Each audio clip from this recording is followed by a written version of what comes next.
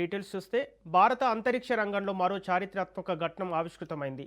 ఇస్రోతో పాటు ప్రైవేట్ సంస్థలు కూడా రోదసీ రంగంలో తమ సత్తా చాటుతున్నాయి. హైదరాబాద్కు చెందిన స్కైరూట్ ఏరోస్పేస్ అభివృద్ధి చేసిన విక్రమ్-1 రాకెట్ భారత ప్రైవేట్ స్పేస్ రంగానికి కొత్త దిశను చూపించింది.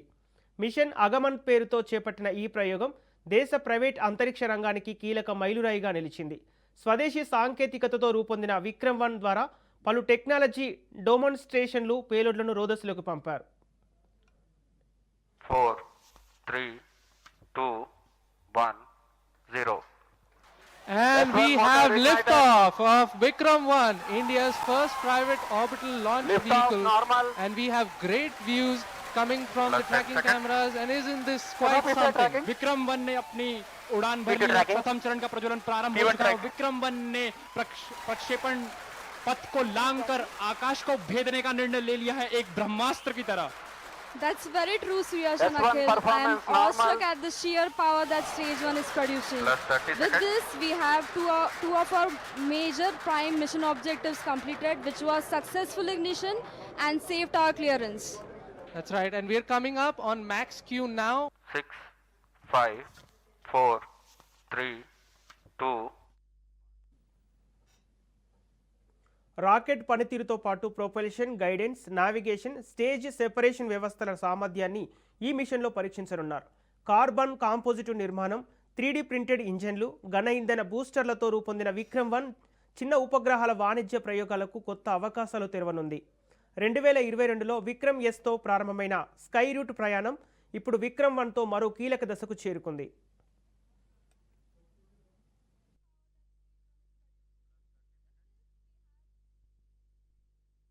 And today, in fact, we stand here at one of the best spaceports in the world, and we are very proud to launch Vikram-1 from the most versatile launch pads in the world, and really thank ISRO for enabling this. And more importantly, I would like to appreciate and also thank entire InSpace team, which has efficiently authorized this launch. And in fact, I've seen companies waiting for launch authorization for so much time, and India has proved it that government is the most efficient. And in fact, they enabled this launch in record time. There was zero delay in authorizing India's first private orbital launch.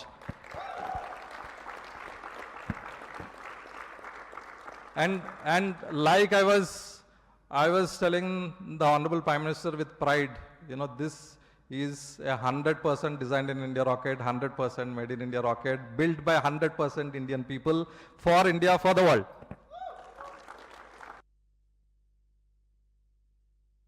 I am privileged to formally announce that the first ever Indian private sector launch has been successfully completed.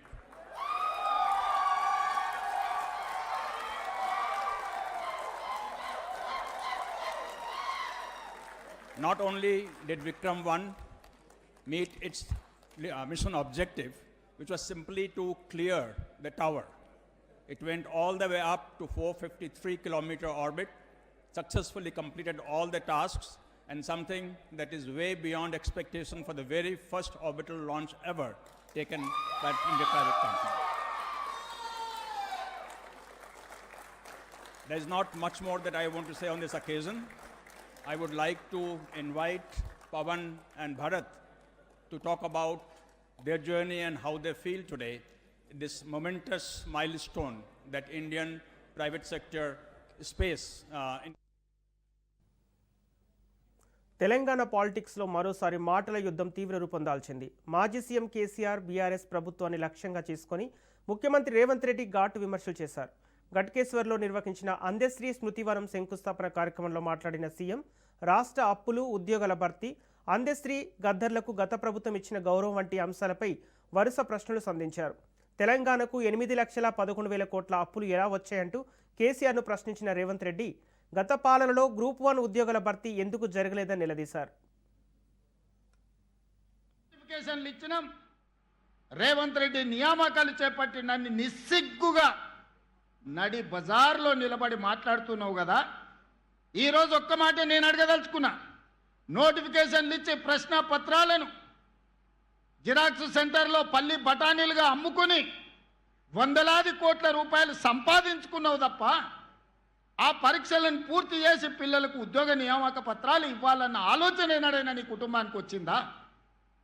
నీకో, నీ చెల్లికో, నీ చుట్టానికో ప్రజలు బండకేసి కొడితే ఎంబడే మళ్ళీ ఉద్యోగ నియామక పత్రాలు అందజేసి మీ కుటుంబం కళ్ళల్లో ఆనందం చూసినారు, మీ ఇంట్లో పండుగలు జరుపుకున్నారు. కానీ తల్లిదండ్రులు ఉపాధి హామీ కూలీ పనిచేసి రూపాయి కూడబెట్టి ఉస్మానియా కాకతీయ యూనివర్సిటీలలో పీజీలు పిహెచ్డీలు చదివించి పోటీ పరీక్షలకు అశోక్ నగర్, దిల్సుఖ్ నగర్ చౌరస్తాలో, అమీర్పేట చౌరస్తాలో 10 ఏళ్ళు కోచింగ్ సెంటర్ల చుట్టూ తిరిగితే పరీక్షలు నిర్వహించి వాళ్లకు ఉద్యోగాలు ఇవ్వాలన్న ఆలోచన ఏనాడైనా మీకు వచ్చిందా?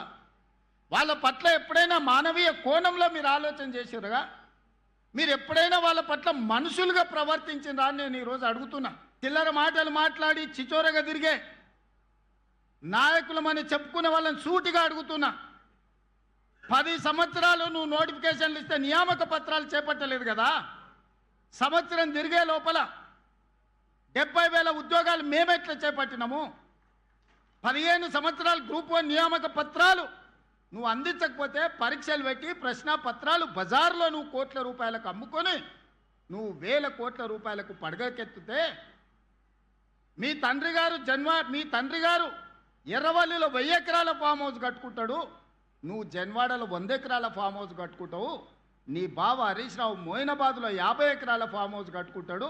నేనున్నంత వరకు ప్రజలతో మమేకమైనంత కాలం నిన్ను, నీ కుటుంబాన్ని తులసి వనం లాంటి తెలంగాణ సమాజంలో గంజాయి మొక్కను మొలకెత్తనిచ్చే సమస్యనే లేదు.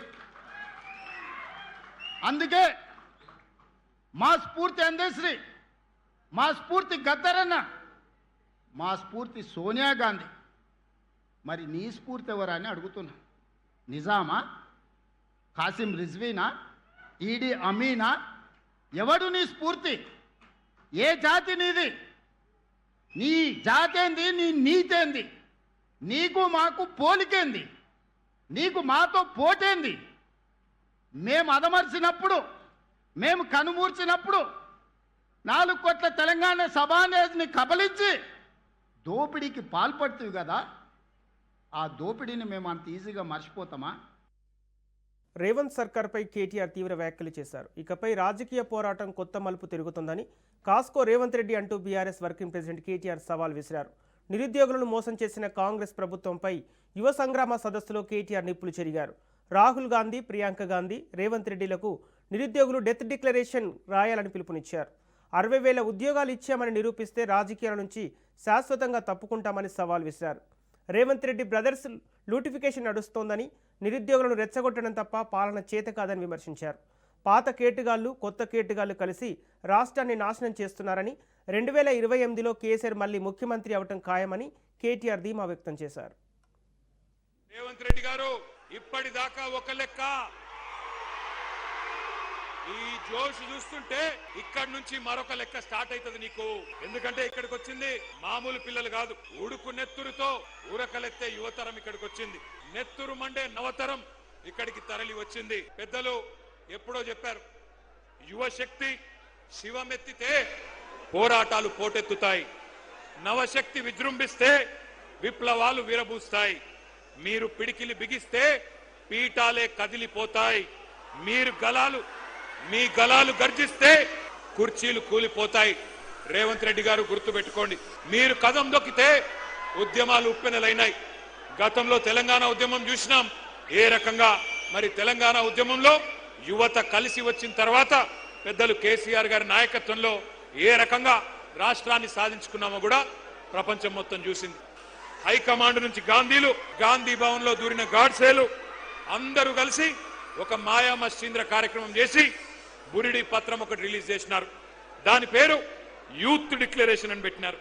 60 ఏళ్లు తెలంగాణ గడ్డ మీద నెత్తురు పారించిన దుర్మార్గమైన పార్టీ కాంగ్రెస్ ఆ రోజు వాగ్దానాల వరద పారించింది. తెలంగాణ బిడ్డల మీద తూటాలు పేల్చిన పార్టీ, వేల మందిని చంపిన పార్టీ కాంగ్రెస్.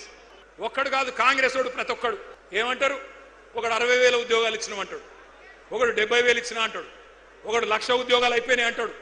ఇక నాకు అర్థం కావట్లేదు. నేను ఒకటే అడుగుతా ఉన్నా, రేవంత్ రెడ్డి, కేసీఆర్ గారు ఇచ్చిన ఉద్యోగాలు, కేసీఆర్ ప్రభుత్వం ఇచ్చిన ఉద్యోగాలు, అవి నీ ఖాతాలో వేసుకోవడానికి కనీసం సిగ్గనిపిస్తలేదా? క్రెడిట్ చోరీ చేయడానికి కనీసం సిగ్గనిపిస్తలేదా? నేను ఈరోజు ఈ సరూర్ నగర్ వేదికగా ఇన్ని వేల మంది మా తమ్ముళ్ళు చెల్లెల సాక్షిగా సవాల్ చేస్తా ఉన్నా, రేవంత్ రెడ్డి, 70,000 ఉద్యోగాలు నువ్వు ఇచ్చినట్టు నోటిఫికేషన్లతో సహా నీ ప్రభుత్వమే ఇచ్చినట్టు రుజువు చేస్తే శాశ్వతంగా రాజకీయ సన్యాసం చేసి నేను పోతా, రాజకీయమే వదిలేస్తా. మీ రాహుల్ గాంధీకి అవసరమైతే జై కొడతా, నువ్వు రుజువు చేయి. 70,000 ఉద్యోగాలు నీ ప్రభుత్వం ఇచ్చినట్టు నోటిఫికేషన్లతో సహా దమ్ముంటే రుజువు చేయమని చెప్పి నేను కోరుతా ఉన్నా. ఇది గుర్తుండాలి మీకు, కాంగ్రెస్ వాళ్ళు నవంబర్ 2023లో వేసిన జాబ్ క్యాలెండర్ అన్ని పత్రికల్లో అవినీతి సొమ్ముతో ఫస్ట్ పేజీలో ఫుల్ పేజ్ అడ్వర్టైజ్మెంట్. ఎన్ని ఉద్యోగాలు ఉన్నాయి? 2 లక్షల ఉద్యోగాలు మొట్టమొదటి సంవత్సరంలోనే భర్తీ చేస్తామని చెప్పారు. ఆ రోజు ఏమన్నారు? ఓటు కొట్టు జాబు పట్టు అని బంపర్ ఆఫర్ ఇచ్చారు. ఏమన్నారు? ఒక్క ఏడాదిలోనే 2 లక్షల ఉద్యోగాలు, డిసెంబర్ 2024 కల్లా 2 లక్షల కొలువులు ఇస్తామని చెప్పారు. ఇవాళ జాబులు లేవు, జవాబులు లేవు, ఉద్యోగాలు లేవు, ఉలుకు లేదు, పలుకు లేదు. తెలుగు క్యాలెండర్ మారింది, ఇంగ్లీష్ క్యాలెండర్ మారింది, జాబ్ క్యాలెండర్ మాత్రం పత్తా లేదు.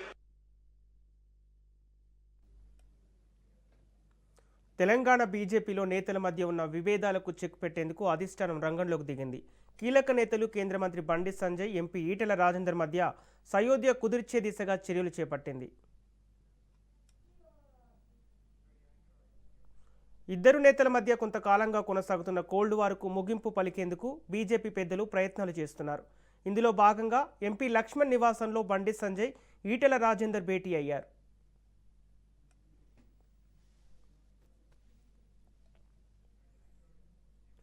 రాష్ట్ర వ్యవహారాల ఇన్ఛార్జి అభయ్ పాటిల్ సమక్షంలో జరిగిన ఈ సమావేశంలో పార్టీ బలోపేతం, నేతల మధ్య సమన్వయం వంటి అంశాలపై చర్చ జరిగినట్లు తెలుస్తోంది.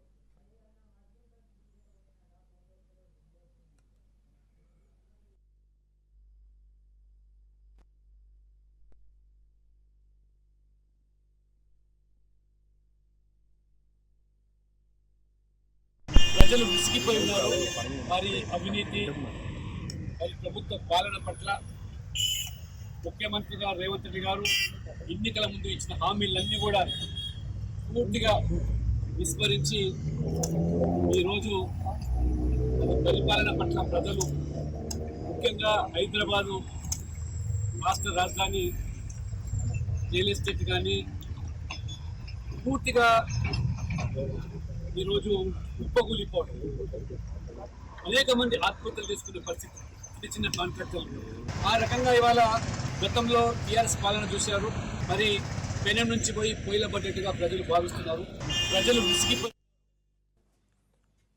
టీపీసీసీ అధ్యక్షుడు మహేష్ కుమార్ గౌడ్తో మాజీ MP Madhu Yashki Goud, Congress working president Jaggareddy, Rangareddy DCC అధ్యక్షుడు నరసింహారెడ్డి భేటీ అయ్యారు.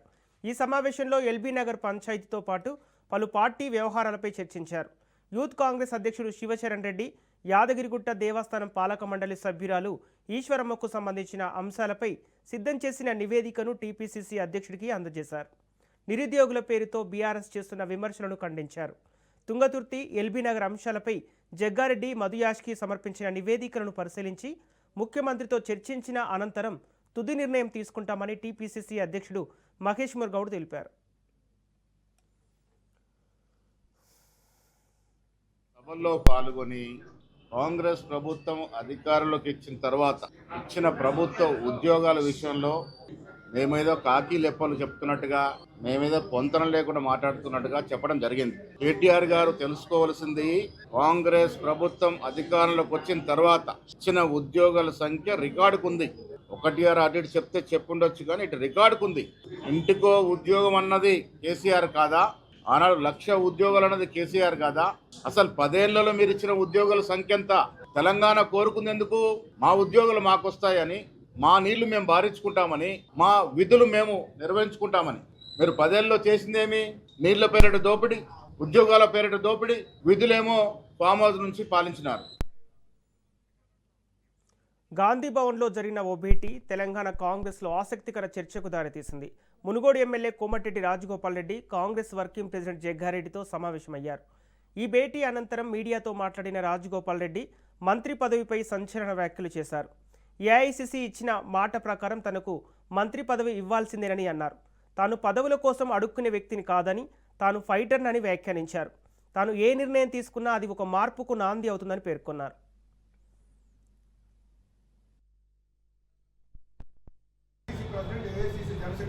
జగ్గారెడ్డి గారికి బాధ్యత అప్పచెప్పి చాలా మంచిది. ఎందుకంటే ఇతను కార్యకర్తలు కష్టమేంటో తెలిసిన వ్యక్తి, కార్యకర్తలను మధ్యలో బతికే వ్యక్తి ఎవరు ఉన్నారంటే జగ్గారెడ్డి గారు.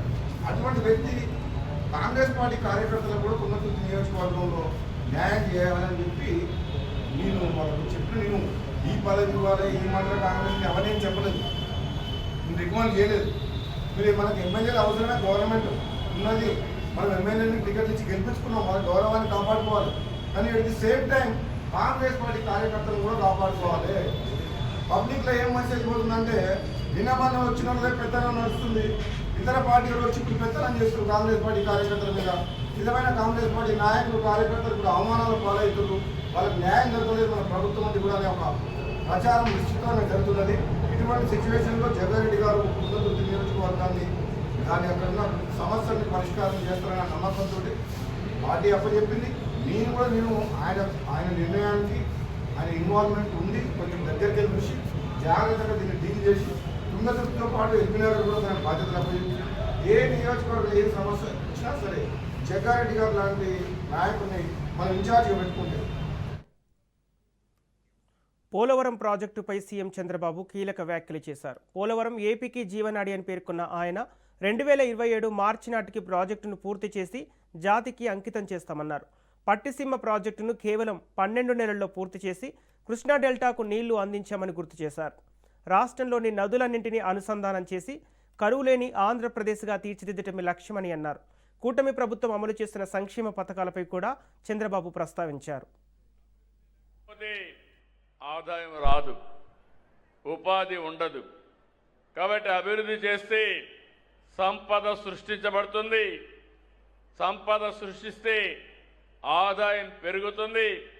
పెరిగిన ఆదాయం మళ్ళా సంక్షేమానికి అభివృద్ధికి బ్యాలెన్స్ చేస్తే సస్టైనబిలిటీ వస్తుందని చెప్పి కూడా నేను మీకు తెలియజేస్తున్నా. ఇవి జరిగితే ప్రతి ఒక్కరి జీవన ప్రమాణాలు పెరుగుతాయి. ఈ విషయం మీరు గుర్తుపెట్టుకోవాల్సిన అవసరం ఉంది. అందుకే ఈరోజు పరిశుభ్రత అంటే కేవలం రోడ్లు క్లీన్ చేయడమే కాదు, అది కూడా చేయాలి. చెత్త లేకుండా చేయాలి. పర్యావరణాన్ని కాపాడుకోవాలి. ప్రజల ఆరోగ్యాన్ని కాపాడాలి. ఎక్కడికక్కడ మీలో ఒక ఫీలింగ్ రావాలి. మొన్నటి వరకు చెత్త చెదారం ఉండే సెంటర్ని ఈరోజు బ్రహ్మాండంగా చెట్లు పెట్టి అభివృద్ధి చేసి మార్బలేసి ఐ లవ్ గుడివాడ అని బోర్డు పెట్టారు. స్వచ్ఛ సర్వేక్షణ్ 25-26 చాలా బాగా చేయగలిగాం. దీనికి కారణం మీ అందరూ.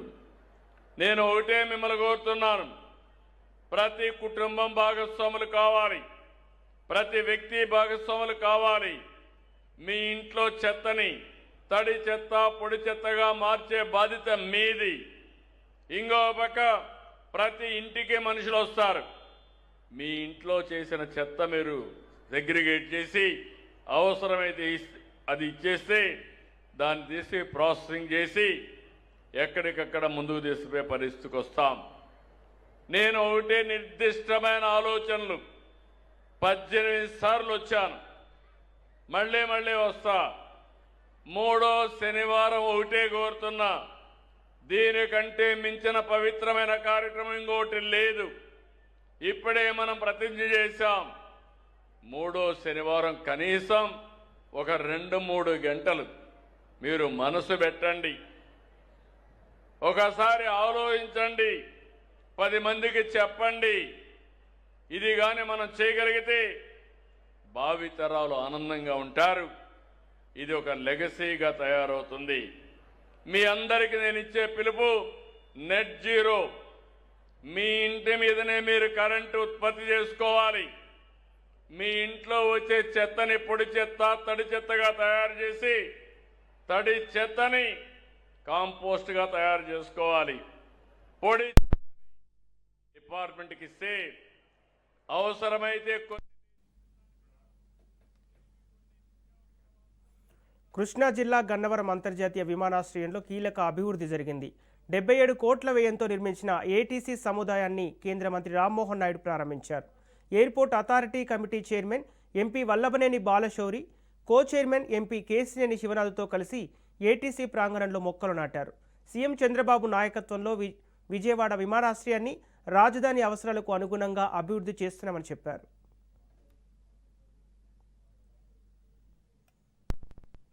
ప్రస్తుతం విజయవాడ ఎయిర్పోర్ట్లో ఏటీసీకి సంబంధించి ఒక కొత్త భవనాన్ని 77 కోట్ల రూపాయలతో ఈరోజు ప్రారంభోత్సవం చేసుకోవడం జరిగింది.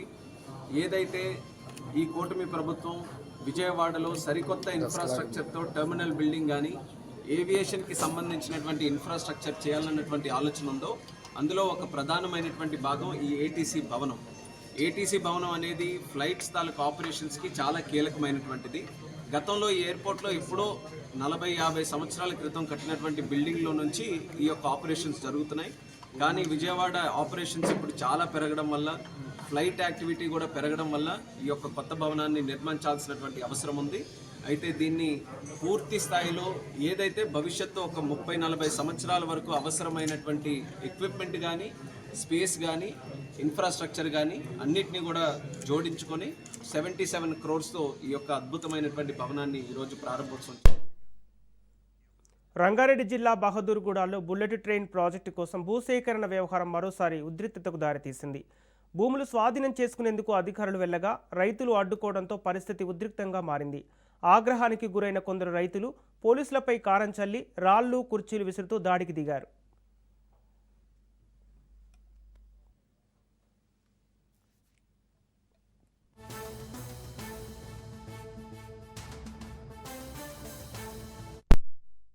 ఈ ఘటనలో పలువురు కానిస్టేబుళ్లు, ఎస్ఐలు, సిఐలకు గాయాలయ్యాయి.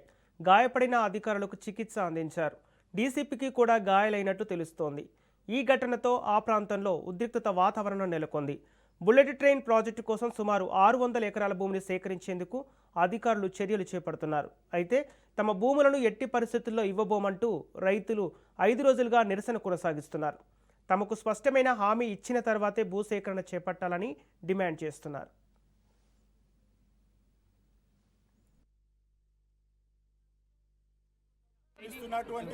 తెలంగాణ మీద ఉన్నటువంటి ప్రేమతోటి బుల్లెట్ ట్రైన్ అబ్బుగా తెలంగాణను 5 లక్షల కోట్లతోటి కేంద్ర ప్రభుత్వం నరేంద్ర మోడీ గారు, అదేవిధంగా మన కేంద్ర మంత్రివర్యులైనటువంటి కిషన్ రెడ్డి గారి సహకారంతో, ప్రోత్సాహంతో బుల్లెట్ రైలు తెలంగాణకు అబ్బుగా వస్తుంది. కానీ తెలంగాణ ఏదైతే బుల్లెట్ ట్రైన్ ఉందో మేము అడ్డం కాదు, పొడుగు కాదు. ఇక్కడ ఉన్నటువంటి రైతులు దాదాపుగా 3 పర్యాల నుంచి 3 తరాల నుంచి ఈ రైతులు ఇక్కడ పంటలు పండించుకుంటూ ఉన్నారు. వాళ్ళను మభ్యపెట్టి మోసం చేసినటువంటి గతంలో ఉన్న టీఆర్ఎస్, ఇప్పుడు ఉన్నటువంటి కాంగ్రెస్, ఇక్కడ ఉన్నటువంటి ఎమ్మెల్యే ఎవరైతే ఉన్నారో గతంలో ఆయన ఏ పార్టీ వస్తే ఆ పార్టీలకు ఏమని అంటే గాస్మిగో కూడా, గండి కూడా, బహదూర్ కూడా, కొత్వాల్ కూడా పొలాల కోసమే నేను పార్టీ మారుతున్నా అని చెప్పినటువంటి వ్యక్తే మన యొక్క ప్రజాప్రతినిధి, ఇక్కడ ఉన్నటువంటి ఎమ్మెల్యే.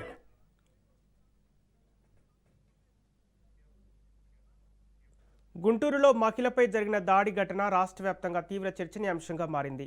ఈ ఘటనపై ముఖ్యమంత్రి చంద్రబాబు తీవ్ర ఆగ్రహం వ్యక్తం చేశారు. నిందితులపై ఎలాంటి ఉపేక్ష లేకుండా కఠిన చర్యలు తీసుకోవాలని అధికారులను ఆదేశించారు.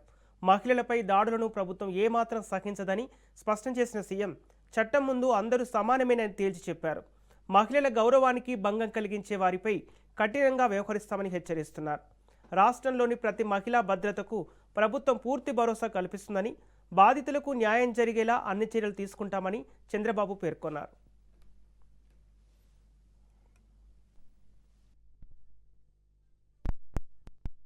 ఎర్రగొండ డివిజన్ కృష్ణబాబు కాలనీ నుండి ఒంటిపూలు పద్మ అనే ఆమె తన ఇంటి దగ్గర బోర్వెల్ విషయంలో గొడవ జరగగా దానిపై పిటిషన్ తీసుకొని వెస్ట్ ఎమ్మెల్యే గల్లా మాధవి గారి దగ్గరికి వెళ్ళగా ఎమ్మెల్యే మేడం గారు మాకు ఆ పిటిషన్ ఎండార్స్మెంట్ ఇవ్వగా ఆ పిటిషన్పై కేసు నమోదు చేసి దర్యాప్తు చేసినాము. ఆ దర్యాప్తులో ఉన్న ముద్దాయిల మీద అందరి మీద యాక్షన్ తీసుకోవడం జరిగింది. గుంటూరు మహిళ ఘటనపై పొలిటికల్ హిట్ రాజుకుంది. టీడీపీ నాయకుడిపై వచ్చిన ఆరోపణల నేపథ్యంలో ప్రభుత్వంపై ట్విట్టర్ వేదికగా వైసీపీ చీఫ్ వైఎస్ జగన్ తీవ్ర విమర్శలు గుప్పించారు. మహిళను వివస్త్రణ చేసి దాడి చేశారంటూ వచ్చిన ఆరోపణలు రాష్ట్ర వ్యాప్తంగా చర్చనీయాంశంగా మారాయంటూ పేర్కొంటూ శాంతి భద్రతల నిర్వహణపై ప్రభుత్వం విఫలమైందని విమర్శించారు. ఘటన జరిగిన వెంటనే పోలీసులు స్పందించి ఉంటే పరిస్థితి ఇంతవరకు వచ్చేది కాదని ఆరోపించారు జగన్. బాధితురాలి ఫిర్యాదును పట్టించుకోలేదని, అధికార పార్టీ నేతలకు అనుకూలంగా వ్యవహరిస్తున్నారంటూ విమర్శించారు. పోలీస్ వ్యవస్థను రాజకీయ ప్రయోజనాల కోసం ఉపయోగిస్తున్నారంటూ ఆరోపించారు జగన్.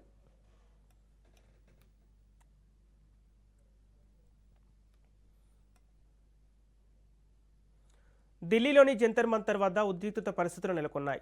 సామాజిక కార్యకర్త సోనం వాంగ్చుక్ చేపట్టిన దీక్షను పోలీసులు భగ్నం చేశారు. 21 రోజులుగా కొనసాగుతున్న నిరసనను నిలిపివేసి వాంగ్చుక్ను అక్కడి నుంచి తరలించారు. నీట్ పేపర్ లీకేజీ ఆరోపణల నేపథ్యంలో ఈ దీక్ష చేపట్టిన సోనం వాంగ్చుక్ విద్యార్థుల భవిష్యత్తుకు సంబంధించిన అంశాల్లో ప్రభుత్వం బాధ్యత వహించాలని డిమాండ్ చేస్తున్నారు. కేంద్ర విద్యాశాఖ మంత్రి ధర్మేంద్ర ప్రధాన్ రాజీనామా చేయాలని కూడా ఆయన కోరుతున్నారు. అహ్మదాబాద్లో ఘోర ప్రమాదం చోటు చేసుకుంది. బాణసంచా ఫ్యాక్టరీలో భారీ పేలుడు సంభవించడంతో 8 మంది మృతి చెందగా మరో 9 మంది గాయపడ్డారు. పేలుడు దాటికి ఫ్యాక్టరీలో తీవ్ర నష్టం వాటిల్లింది. సమాచారం అందుకున్న వెంటనే సహాయక బృందాలు రంగంలోకి దిగాయి. గాయపడిన వారిని చికిత్స కోసం ఎల్జీ ఆసుపత్రి, సివిల్ ఆసుపత్రులకు తరలించారు. ఘటనా స్థలాన్ని మేయర్, మున్సిపల్ కమిషనర్ పరిశీలించారు. ఇక ప్రమాదానికి గల కారణాలపై అధికారులు దర్యాప్తు చేపట్టారు. ప్రస్తుతం సహాయక చర్యలు కొనసాగుతున్నాయి.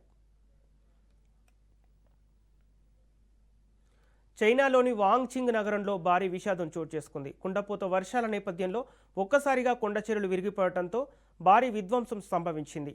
కొండచర్యల దాటికి బహుళంతస్తుల భవనాలు కూలిపోవడంతో స్థానికులు భయాందోళనకు గురయ్యారు. ప్రాణాలు దక్కించుకునేందుకు ప్రజలు ఇళ్ల నుంచి బయటకు పరుగులు తీశారు. ఈ దుర్ఘటనలో ఇప్పటి వరకు 8 మంది మృతి చెందగా మరో 34 మంది గల్లంతయ్యారు.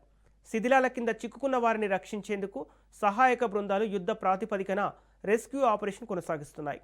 భారీ యంత్రాలు, ప్రత్యేక బృందాలతో గాలింపు చర్యలు ముమ్మరం చేశారు. మృతుల సంఖ్య మరింత పెరిగే అవకాశం ఉందని అధికారులు భావిస్తున్నారు. ఇవి బులెటిన్ విశేషాలు. అప్డేట్స్ కోసం చూస్తూనే ఉండండి రాజ్ న్యూస్.